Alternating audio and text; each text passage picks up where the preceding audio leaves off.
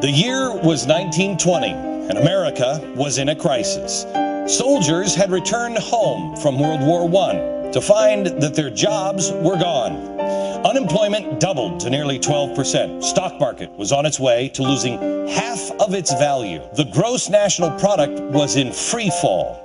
Outgoing President Woodrow Wilson's decision to involve America in World War I and his dyed-in-the-wool progressive agenda left the country reeling. Wilson had used the war effort to grossly expand an already bloated federal government, and in an effort to redistribute the wealth, he raised the top income tax to 77%. The end result was a country deeply in debt with an economy that was on the verge of total collapse.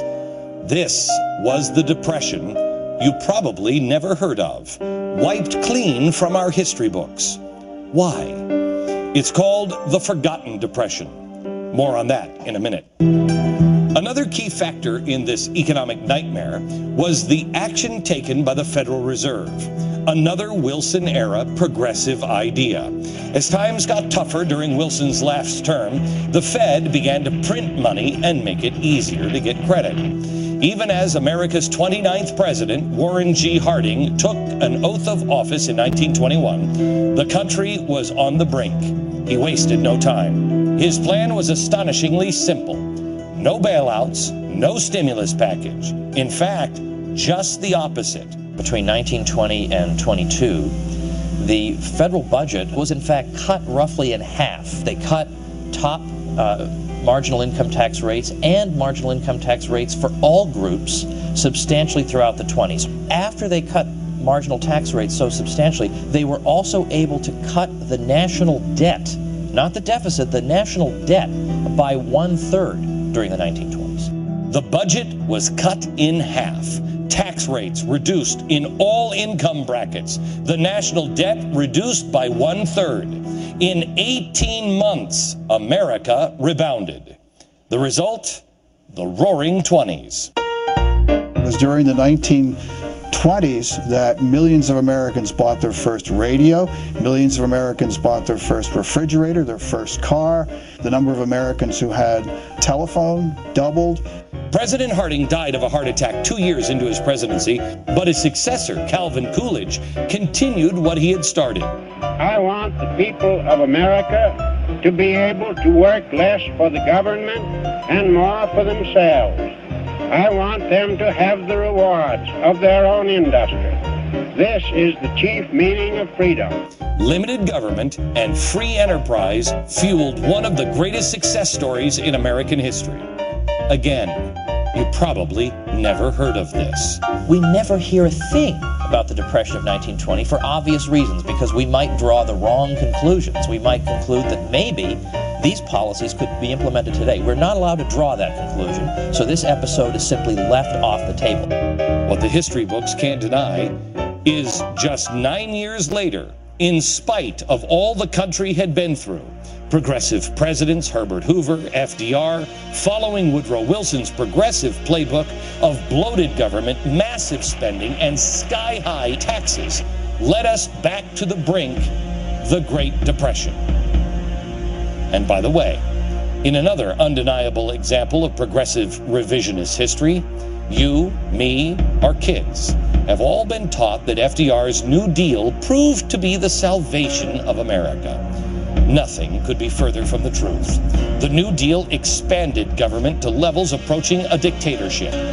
Taxes reached obscene levels, and the era of government entitlements, many of which are still choking our economy today, was born. The New Deal prolonged the Great Depression in America. As other countries around the world rebounded years earlier, America suffered through a full decade of hardship. And yet, surprisingly, unexplainably, it's that very solution that serves as the model for our leaders today as America once again suffers through a crisis brought on by progressive leadership. The Forgotten Depression, forgotten no more. To know where you are, you've got to know your history, where we've been. We'll be able to see the future. Get the history you never learned. We have produced a couple of documentaries on this for my website at glennbeck.com. The full story on the Forgotten Depression and much, much more in documentary form, Insider Extreme, available only to glennbeck.com subscribers. Check out our mini documentaries on the progressives, The Forgotten Depression and Doomed to Repeat. It will truly blow your mind. Check it out now. Right back in a minute.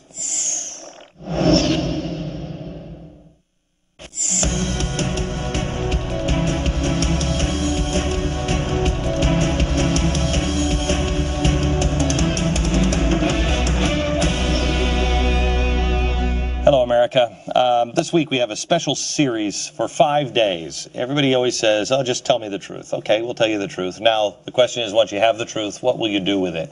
Will you make the tough decisions? America is a patient, and the patient has cancer. When cancer is diagnosed, the doctor doesn't prescribe an aspirin and 24 hours of bed rest. If the patient got cancer from smoking, the doctor certainly doesn't try to cure cancer with more cigarettes. Nothing small is going to fix this. If it sounds too good to be true, it is. Our country is being transformed, but into what? What are we changing into? This week, I'm going to show you the path to restoration, but it will be a path that is drastic. We are all going to feel the pain of treatment, but if we do what we did in 1920, it won't last long. It'll hurt, but it won't last long, and it will save the patient. The number one question or criticism we get is, oh, you're just the party and no, you don't agree with Barack Obama. It amazes me. Has anybody noticed that George Bush said, when we were hit by people who flew planes into buildings, you're either with them or you're with us. And everybody went crazy in the liberal world.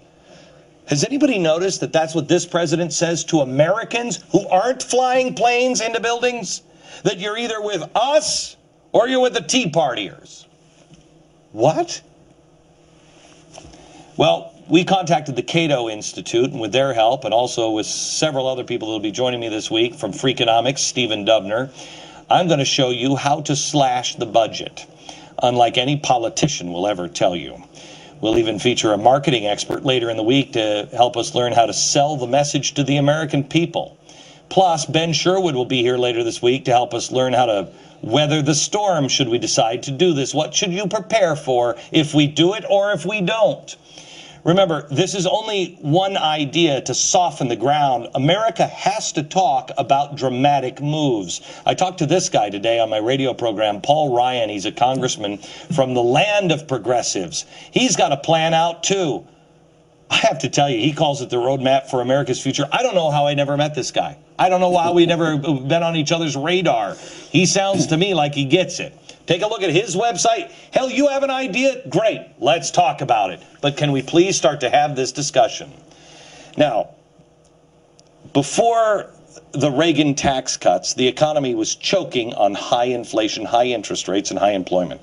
Then along came a doctor, Dr. Art Laffer, and the Laffer curve. It sounds like something that you would see at a comedy club, like Milk Through Your Nose, but it's not. The Laffer curve sets an optimal income tax level to maximize the tax revenue, and that's why I said earlier that, hi, Dr. Al. How are you? Good to see you, Glenn. Show me the Laffer curve here. I said earlier, we're not talking about raising taxes, we're talking about tax revenues. Right? Exactly. No, that's exactly right. We don't need to raise taxes. We need to raise tax revenue. We need to get more dollars in. That's right. Explain this. Well, you know what this is these are tax rates here. Tax rates on this level. All right? And this is tax revenues down here. Tax revenues. And the thing is fairly simple. If I taxed you to 120% of everything you earned, so every time you came into the studio, instead of getting a check, you got a bill. How much would you work? I wouldn't work at all. Obviously, it's zero if you get nothing. You have zero output at 100% tax rates, and you therefore have zero revenue. Obviously, at a zero tax rate, you'll have lots of output, but there'll be no taxes, so you'll have zero revenues. And as you start raising the tax rate, you can see that revenues start rising, because even though there's a little bit less output, you'll still be taxing at more rates. And likewise, if you start lowering tax rates here, people will start coming back to work, and there will be revenues. And this maps out the relationship between tax rates and tax revenues. And this whole range here, which we call the prohibitive range, here, if you raise tax rates, you actually get less money. And in my view, in a number of the taxes that we face in the U.S., we are literally in this We're talking today, there's a study out, 77% income tax. That's what they're talking about. Yeah, well, that would clearly be in this range. I mean, and especially on upper income people, the more you raise their tax rates, they move abroad, they shift the types of income they get, they go out of business, they defer the income, they do all sorts of stuff, and you just aren't going to get their money.